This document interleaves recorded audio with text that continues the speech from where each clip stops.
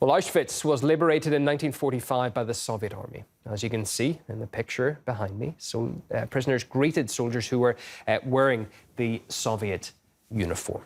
Massimo Recchioni, whose petition was deleted, believes it's all about pushing the current anti-Russian narrative.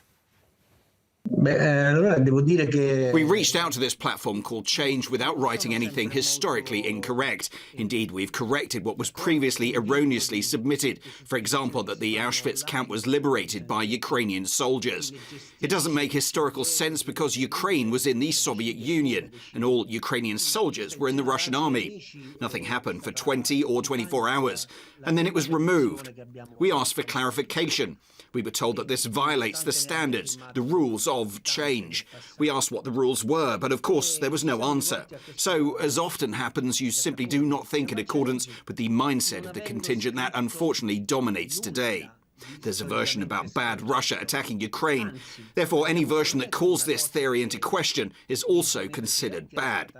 From this point of view, democracy is limited because you can say whatever you want as long as you don't say anything against it, which goes against what is called mainstream thought. I was told that the notorious Soros, who I am not supposed to represent, owns the Change platform. Probably someone reported the petition and the platform owners decided not to wait and remove it. It was removed without explanation. We reintroduced it the next day on the Avaz. Nearly 48 hours have now passed. So far, nothing has happened, so the platform's standards are probably the same. A separate question is why the petition was removed from the first platform, but not from the second. This question is open, and there could be many answers here.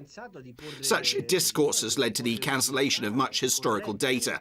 For example, in Italy, there's no mention of more than 5,000 Soviet partisans who helped the resistance in our country. They are forgotten. Russia is not mentioned in connection with Auschwitz. I think a couple of years ago was the anniversary of the Normandy landings. Russia was not there.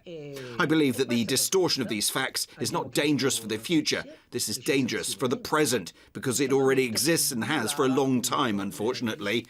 I repeat, we see how journalists are invited onto television. If they do not say what everyone says, not what needs to be said, they're no longer invited.